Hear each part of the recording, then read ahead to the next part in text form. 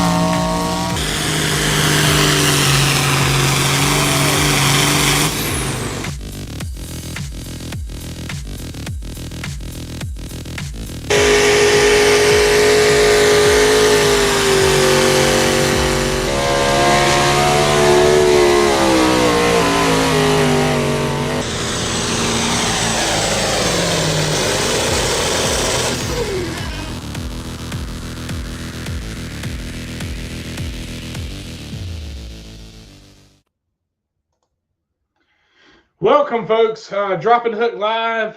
I've got a couple of people, a couple of guests with us here tonight. Ray Briggs and Alan Moore.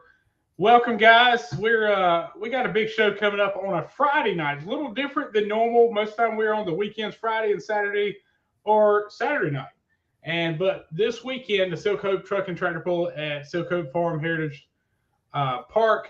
That's right there in Siler City. You're not going to miss it. That's a big extravaganza. There's a whole bunch of stuff going on. They've got pulling. Carolina Pullers will be there Friday night. And they'll have antique pulling starting at 6 o'clock on Saturday night. That's a whole day worth of fun. Have you guys ever been to that? That's a whole complete show showing how the old school way of farming and all that kind of stuff. That's rather interesting to go check out. Never been to the show, been to the pool several times, but no, never the show. Well, I tell you, yeah, well, let's start off with you, Alan. You've been kind of, we talked to DJ Saturday in Winston-Salem, and I want to talk to you because DJ's actually finally got his first win, but Alan, you have been literally knocking on the door. You've had several second place hooks, but just haven't quite pulled off the win. I got to give you dibs on it, man, because y'all have really worked with the Hoss pulling team, and you guys have done an excellent job bringing that tractor around. Yeah, we had to fix a few issues from last year. We cracked the head at the end of the year, and fuel pump wasn't right all last year, but we got that fixed for the fair. Had a cracked head, went through the fair with a little more power, cracked the head even worse, and so yeah, new head and a few other updates, and the tractor. It's a little more tractor there this year. Yeah, well, it's definitely showed like I said, you've got a couple of second place. But what I'm gonna do is I'm gonna bring up that first run. We lost Ray just for a second.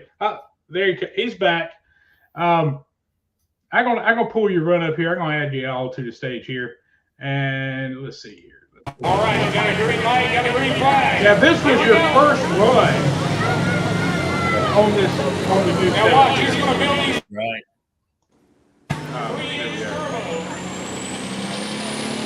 You see Dewey. Dewey's get more. And that's at the point I knew I had more power.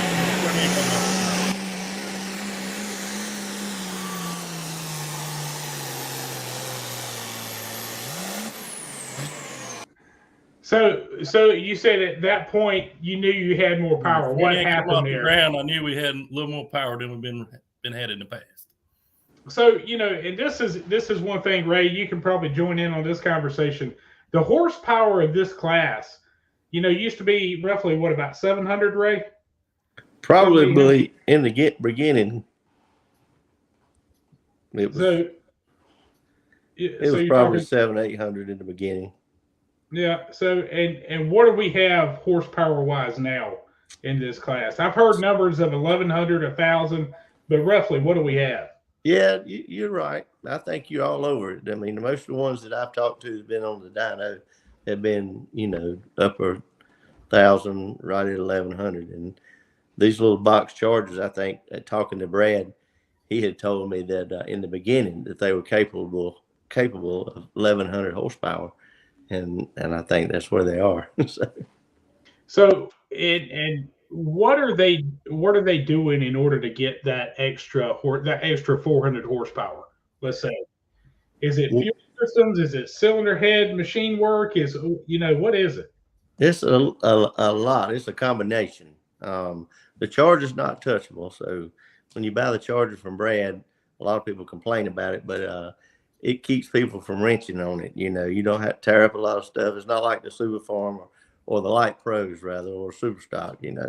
It's kind of moderate on the horsepower. So the guys, the combination is really everything. I mean, it takes a good pump. It takes a good turbo. It takes a good engine combination. And we tried some different ones as far as rod length and bore and stroke. And, the jury's still out. I don't know which one's our best one. I know which one is our best now that we have running, but that don't mean it is the best, So we just hadn't had that much research and development with the bigger bores and the smaller strokes, But we do have a few out there. And they perform pretty good too. I didn't think they would because such a low RPM class with a high torque. I thought maybe that the long stroke would be better, more dominant, but it doesn't seem to affect it. I thought the same way years ago with the Light Pros, and we got some short stroke motors with the big bores run just as good as the long stroke motors. So Alan, when you, like last year, you were talking about at the NC State Fair, you knew you had a cracked head going into that show. Right. And why did y'all decide to just run it anyway? What was the reason behind that? Well, I don't know. Just because we was at the when the stain come out of the hood, in the track, we decided to park it, not run Hickory, because that was all that was broke was the head, and not any piston like that. So,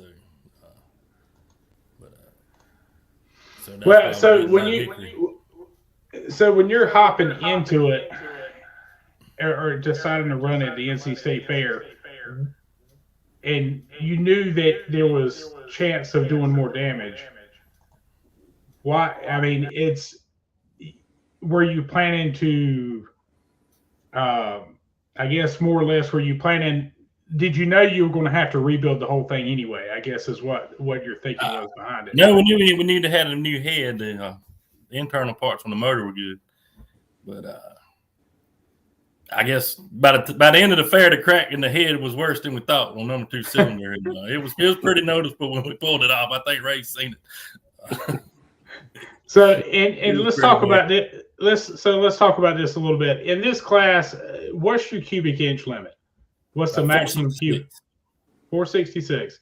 So, and it has to be stock casting of the block, stock casting of the head, right? Correct. So, as far as machine work, the only thing you do is maybe do a little buff and a little grind and get a little extra out of it. Ray could probably answer that better than me because he does our work for that part too. Yeah. So in order to get you've got that 3-inch turbo. What are you doing don't tell me all your secrets. I don't want to know all that. It's kind of like Brad the other day. I asked Brad, I said, Brad, are you going to go on the live? Will you go live with me? He goes, I ain't telling you all the stuff I do. I was like, I don't want to know that. But, we talked about the combination with the turbocharger and the fuel systems, and now we're up to 1,100 horsepower. And I know it's got to be a stock casting of the head. So basically you're doing kind of like, are you doing like the old school Chevrolet, where you go in there, you grind on the intake a little bit, you grind on the head a little bit to get a little bit more out, a little more flow out of it? We have done a lot of grinding.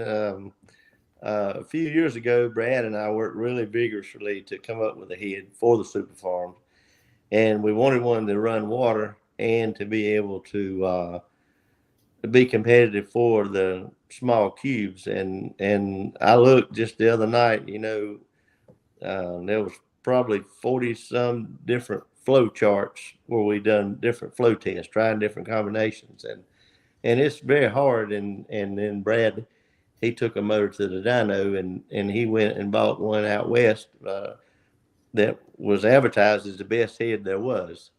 And then and we knew that our head was good, because when he got it, the motor running the best it could do, he bolted our head on it, and it made right much difference. So we was real happy there. But it's different than a light pro. I mean, you a light pro or even a super farm, you try and get all the airflow out of it you can, and swirl means a lot. And it's a small cube, and like I say, it's small, low RPM, high torque. That's really hard to come up with the right combination. But years ago, we learned a lot. We pulled super farm for a pretty long time, and we learned sometimes when we had the best flowing head, those old chargers we had back then, we didn't have near good a chargers as what we got now. But right, the head, a real good head would kind of hurt the low end torque, But a mediocre head was a little better. So, well, Alan.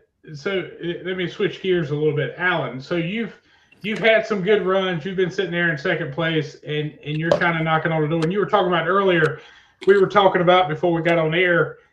We spoke with DJ Stevens, and that guy, I always thought he was a pretty quiet guy, because whenever he came up and talked to me, he was like, he'd say a few words and then he just kind of walk away. Alan, tell me a little bit more about DJ Stevens here. Oh, DJ, so let everybody know. Yeah, he ain't quiet either. Him and Ed, they good people, and no, we're always going back and forth. It seemed like our tractors have been pretty close together all year. He got ahead of me one night, I got ahead of him, and we joke about it out in the pits and have a good time about it. But yeah, our tractors are pretty close, and he told me to lead the way Saturday night, and then he went and put a couple feet on me, and I said, you're supposed to stop behind me. But anyway, don't work like that. But I wouldn't stop either. So. No, if you're going for the win, I think right now ain't nobody gonna stop. No, no. It's y'all are all buddies until that green flag drops, and then y'all ain't enemies, but y'all ain't the best of friends either. Y'all ready to get that win on with it. But so let's talk about a little bit about this Pro Farm class. Let me pull this up real quick. I'm gonna add something to the screen if I can get my mess together. There it is, right there. All right. Let me add this to the screen. Let's remove that, add that. So let's look at what we got right here in the hot farm. Right now, Zachy is in the lead, but now we haven't talked about Darren. You got White, you got Justin, and you're sitting down there in fourth place. And the way the point scale is, folks, if you don't understand, it is 50, 48, 46, and on down the line. So if you look at it, Zachy's lead has actually kind of dwindled a little bit, and Darren's sitting right there, pretty close. White's not too far behind, and Justin. But Alan, if you think about it, if you have two massive hooks and these guys slip up a little bit, you can be right back in contention in this real quick, especially with, we've had some weekends. What do we have, 11 this weekend? Something like that? 14. And 14, yeah. So, we got a couple. In fact, it's good to see Mark Garrett. He's back with his. And so, there's a lot of stuff going on in this class. And I tell you right now, the big thing is that I'm seeing, and I may be wrong, but with the competition getting tighter, and Justin's figuring out his mojo with his tractor, Darren is just picking up, I hate to say, kind of where Justin left off. That tractor already runs good. Alan, if you could have made the first couple of hooks, you'd be right up there in the top. Yeah, missing that first hook hurt us on the points, but we didn't have all the parts there to get it ready, and that's the way it goes. But no, she's been running good. And Zachy, we talk about Zachy, and we kind of pick on Zachy a lot. He don't like to lose, but that tractor runs strong, and that's one thing about it. We were talking about technology, and you have different builders and different ideas, and Ray, you hit on that quite a bit. So I guess right now everybody's chasing that green one, but what is it going to take to kind of to take Zachy down a little bit? Or I'm not going to say take him down, but you know, kind of make him a little bit more even pace with everybody. Is he just on a roll right now? I guess. Zachy's got a good hot rod, and Zachy's really learned to drive it good. So he does a good job driving and setting it the up. The combination's hard to beat. All he's got to do is slip up a little bit. Them boys on his heels. Well, now David, his right hand man, might have more to say about the setup on that one because, but those guys, I tell you, one of the things I do remember the first time Zachy drove that tractor at the NC State Fair, and I don't know, were you were running then, weren't you, Alan? No, you came on the following year. It was a couple of years later. He made us go spend more money on the motor when he come out running like that. Yeah, so Zachy, his first run, one of the first things, he's a tobacco farmer in eastern North Carolina, Wilson, North Carolina. But to give you a little heads up on it, the first run he made on that tractor, he literally walked around that tractor for 30 minutes before he ran. And I swear there was a half a field of tobacco laying on the ground. He was nervous as a tick. Alan, have you ever been that nervous getting in the seat? Yeah, the first year I was a little nervous, but now it's pretty. I'm ready to go now. But the first year was a little nerve wracking, but you just never showed it like Zachy.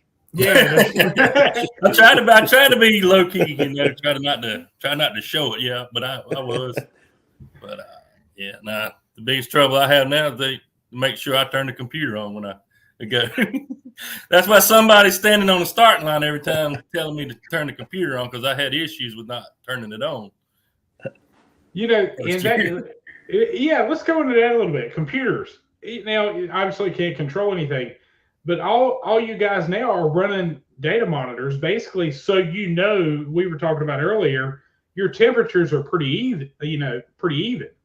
So what are you looking at on the computer data? What do you have that you're looking at? When you download that computer data, what are you seeing after a run?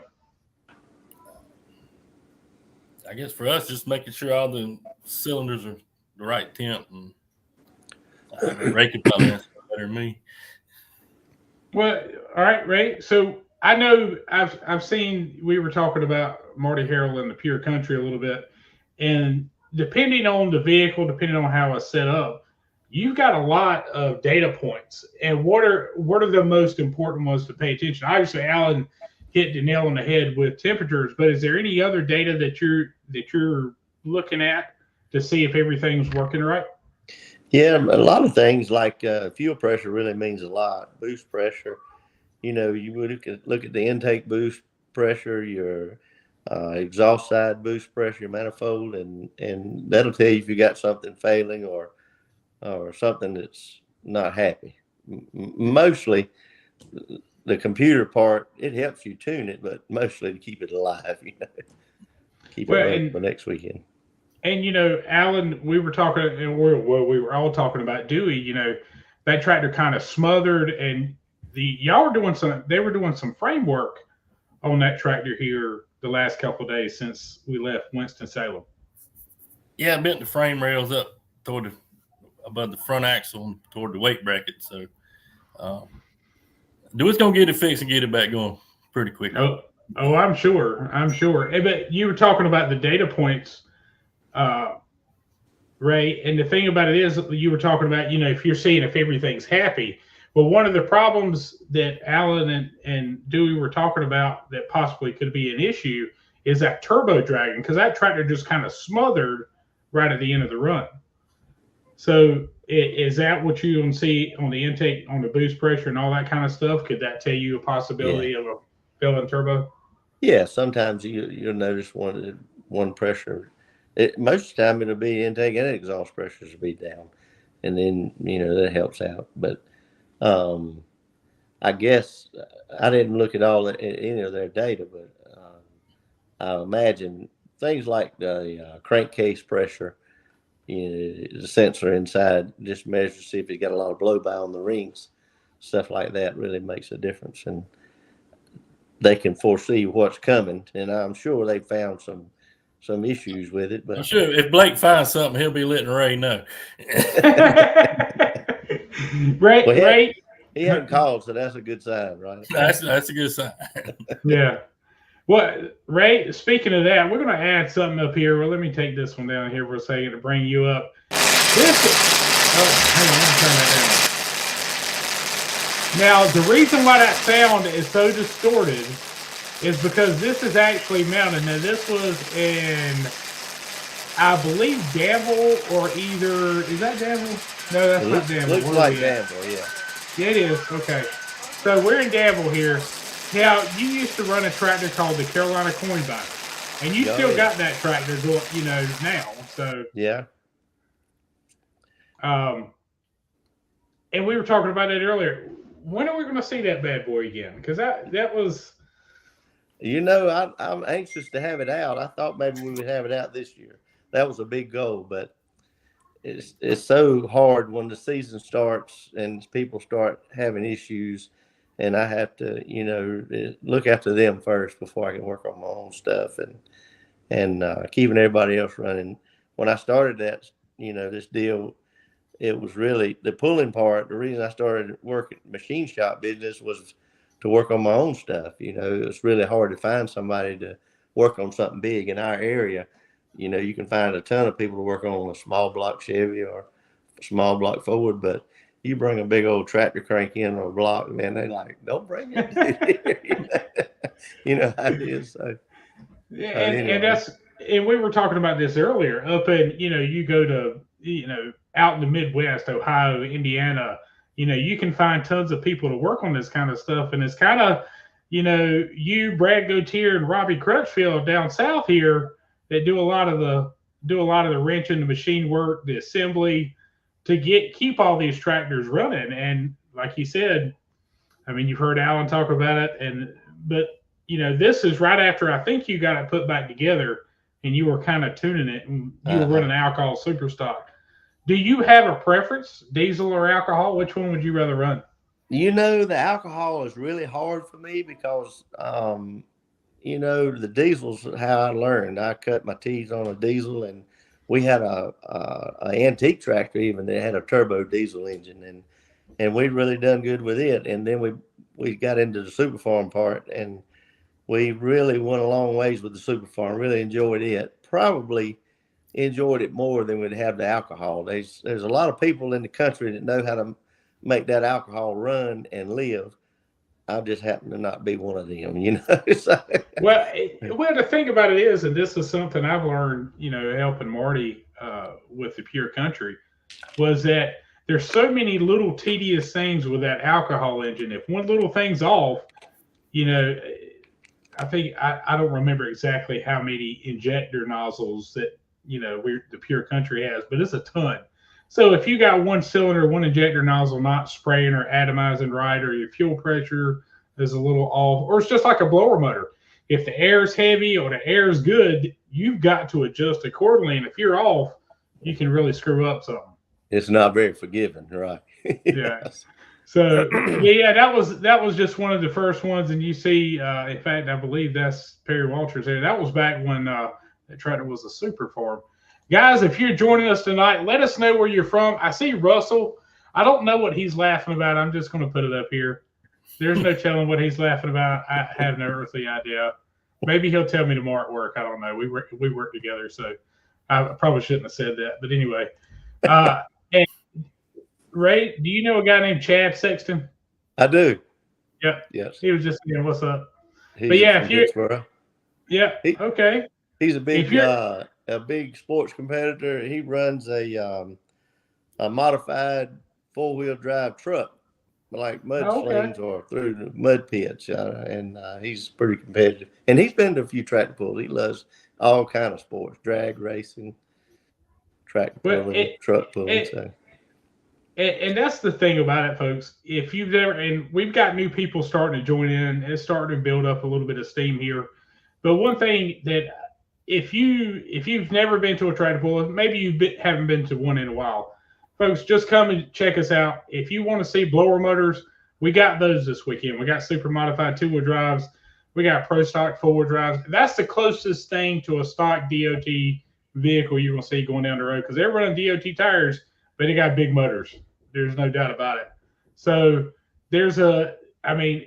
anything you want to see. And one of the classes that I'm really catching a lot out of that I'm kind of enjoying to watch now is the classic mods. They're old school, but they put on a heck of a show. Those guys put on a heck of a show, which all these classes right now with a competition level, we were just talking about after Winston and some of the other pools, the light pro class right now, those, you better have your wrenches turning right because that class is tough right now. In fact, Ron Beasley, he's changing gears. He's basically taking a super stock motor and turning it into a light pro. So, that's gonna. I have a feeling when that one comes back out, she's gonna be right. And you got Kendall, and Dewey's been struggling a little bit this year, but previous years, Alan, he's been kind of, I call him Mr. Consistent. He always made a straight A to B pass. To pick up the front end, it would just sit pretty, just sit back and ride. So a lot of things change real quick. So what do you think, Alan, in the other classes? How do you feel the other classes are going to change? Do you see any big changes? I know pro farms and hot farms are kind of stuck where they are, but what do you think about the light pros and the super farms? I don't know. The light pros keep seeming to get more power and more money spent on them every year. And I don't know about the super farms, but I know they almost look like a light pro going down the track now, the ground speed and stuff. But I think the hot farms, I think we're just going to keep seeing more and more tractors, because it's a good starter class for a lot of people that want to get into pulling, but maybe couldn't afford the super farm or the light pro. Or maybe they want to get their feet wet too, because that's the other thing. It's a big difference between driving a hot farm and a light pro. But let's talk about that a little bit. Here's one thing I'd like to talk about: the driving. So when you get in that tractor, you hop in and you strap in. How do you leave the line? Is it like a regular farm tractor, or is it something different? What is it like to leave the line with those things?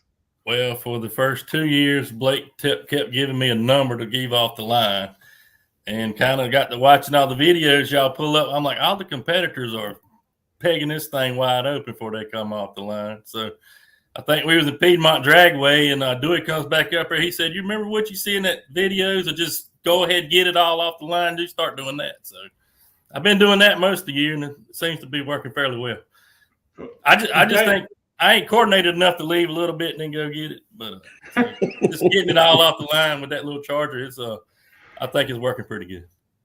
Well, Casey Iverson, he's obviously watching this here tonight. Appreciate him joining in. Kim Truelove, Moncure in the house. So we got a few people watching this here tonight, and talking about driving styles. And Ray, I'll hop on you for a second. So you've driven the diesel tractors and you've driven the alcohol. Is there a big difference in leaving the line between the alcohol and the diesel? Yeah. Well, tell us a little bit about how that is. The alcohol is just so finicky. I mean, you've got to get a little clutch, get a few RPMs, and try and get a little boost, and then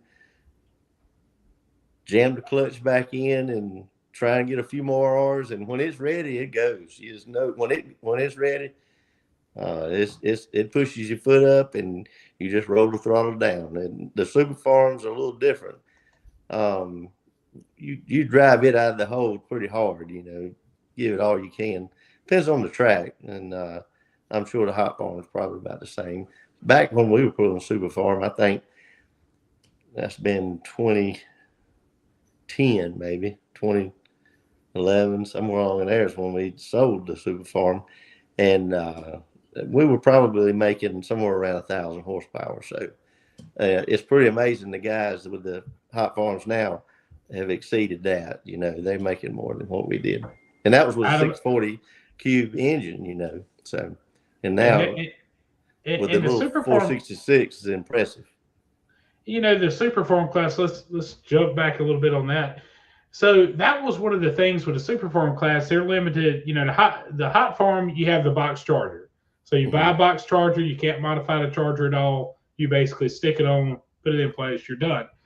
But super farm and light pro, let's go back to super farm a little bit. And I've talked to Perry a bunch of times, and one of the things I've noticed, he says, I got a whole shelf full of super farm chargers, trying to get that little bit of extra horsepower. So what happens with that? Is it just kind of the latest greatest turbo that we can get in the super farm?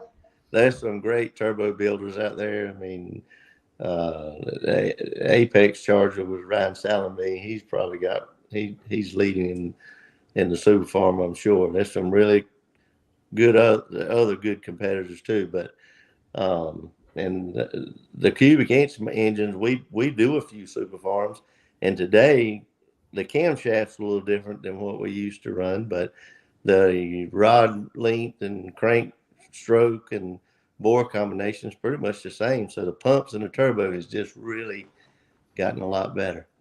So yeah, and with the fuel pumps, and this is something that maybe you can shed a little light on. The fuel that you're using, is it just stock diesel fuel? Is it like you get it out of the pump, or what? Yeah, explain this a little bit.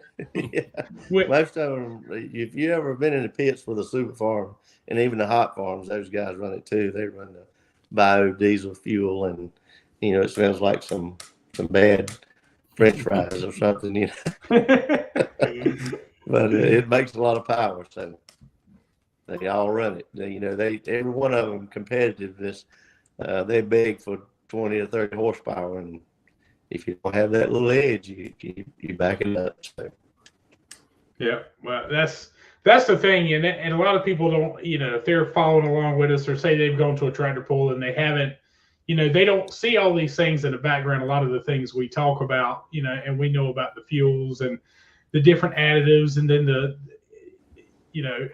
the water injection, which is water injection. If you see my quotation marks.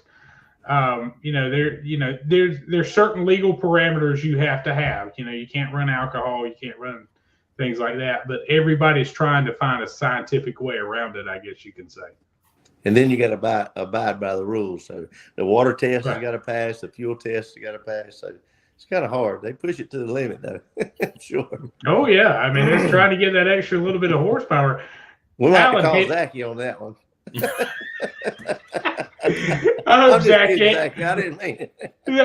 David's gonna text me in a minute. He's gonna be like, but what are you talking about? Nothing at all. But somebody's gonna put up a $500 protest at next time. I'm just kidding. But yeah, see, and that's one of the things that we found out at the beginning. I think it was of last season. It may have been this season. I can't remember. All the seasons are running together. I've been doing this for so long. People bought fuel, and when they went and tested the fuel, it didn't pass. And it was just a bad batch, by my understanding. So, they had a little bit of hotter fuel than what passed the test, and they've got several different tests for the fuel and the water, and so that's one thing the tech officials are always watching out for. So Alan, do you ever worry about them doing a little spot test? Nah, we good. I trust where it comes from. Well, so we're going to start wrapping this up, but here's my question for both of you, and we'll start with you, Alan. Where do you see the sport, or where would you like to see the sport, especially down here? Because, and nothing against the guys out in the Midwest, but down here we sometimes don't get all the love that a lot of the bigger circuits do. And where do you see this sport? And Chad, hold on, I got to bring this up. Chad Mackey, y'all don't be stirring this shit up now. It's all love, man. It's all love. Everybody just messing around. Everybody likes to pick on Zachy because he's the leader. Everybody's gonna pick on the guy everybody's chasing. But Alan, where do you see the sport in a few years? Where do you think we need to be heading? I guess you can say. What do you think would give us a little bit more of an edge where we're seeing more, and I guess you can say in a sense respected a little bit more in the motorsports world because round track's pretty strong around here, drag racing. What do you see? That's hard to say because it's hard to get people around here to come watch us, and I don't know. I think it's more fun than round track racing, or I think if they knew the behind the scenes part of what all it took to all the technology and the like stuff like Ray does and Brad and Blake makes ours run. I think if they knew all the time and technology and smarts it took to get them running, they would respect it a little more. But I don't know. Like, I think the hot farm is good because it's a lower budget. Gets brought a lot of tractors to the sport here in North Carolina where it won't before, where the other class haven't grown much lately. But I don't know. And you got a good mixture of color in that class too. I mean, you've got what did DJ say the other day? Red and blue make green. Is that what I think that's what he told me the other day. And of course, he was talking about his neighbors having a red tractor and the other neighbor having a blue tractor. He said, "Didn't you learn that in elementary school? Red and blue make green." But and maybe that's what we need to do. Maybe this winter we need to go. Maybe take some trips and go to some of these shops and see what y'all do in the off season. Record a little bit of that and show what's happening in the background because it's not. You guys don't just go to the pool, run it, and just take it home and bring it back out next week. Obviously, after what Dewey's doing right now. So, I didn't know how much was involved until I started helping Dewey and Blake when they started the light pro. I grew up in tractor pulling, but I didn't know how much went on in making those machines run until I actually went through the shop and helped them on a nightly basis. So it was amazing to me when I started. So what's your weekly maintenance on the hot farm? What do you have to do? Well, fingers crossed so far this year is just to check the filter, make sure there's no metal in it, and fill up with fuel and water and go again. But first 2 years, we had a lot more issues than that. But and that's one thing. Not much. Yeah, well, that's a good, and that's why that class I think is appealing too. It's a lot less work as far as it's still a lot of work, but it's not nearly as much as say a Super Farm Light Pro or Super Mod 2-wheel drive or some of the other classes. Ray, where do you see this sport going, and what do you think is going to make a difference as far as getting it out there and making it better? Well, what you're doing now is really the exposure. We need the exposure. I mean, the tractors are there. I think they put on a good show. We got 2 organizations in North Carolina that really, either one of them put on a dang good show, and the people are great. So more exposure like this is going to help the sport grow, and people like Al and Austin with the hot farms, we just need a few more tractors. Well, Ray, that's your cue to call right there. You got to hurry up and get that super stock done. You want some more business? Yeah. Well, his prices might go up a little bit if he brings that super stock out. I'm just messing. Guys, we're gonna wrap things up here. If Alan and Ray just hang on a second, we're gonna play a little infomercial. Don't forget this weekend, CarolinaPullers.org. Go to the website. Go to Carolina Truck and Tractor Pullers on Facebook for more information, videos. There's all kinds of stuff going on. We'll be live in Silcope on Friday night just for a few minutes. We want to give you a taste, but let me tell you something, folks. If you're within an hour away, go. It's a whole lot better to watch it in person and wait until middle of next week to watch the videos. It just is. Silcope's a great show. So that's a family atmosphere. When I think the whole community gets behind that one, literally, I left work and I really didn't have to go, but I said, "Well, I'm going to go." I had never been. Let's go. And I got there, and man, there was nowhere to park. Everybody parked on the side of the roads. And I think some of the haulers even got blocked in with all the vehicles that had come into that place. So it's a great facility. If you've got an opportunity to go back the next day, it's all day. You get to learn about the history of farming, and you get to watch the antique pulls.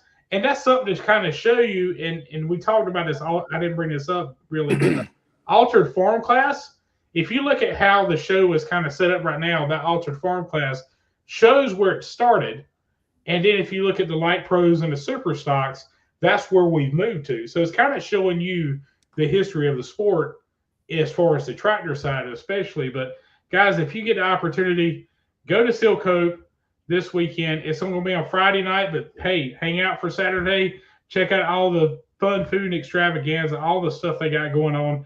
That's going to be a great show. Guys, you hang on a second. We're going to play this up. I'm going to pull you guys down. We're going to play the roundup, and we will see you. Silk Hope, Friday night. Gates open 5 o'clock. Showtime 7:30. So tons of action. You name the classes, we got them. So here we go.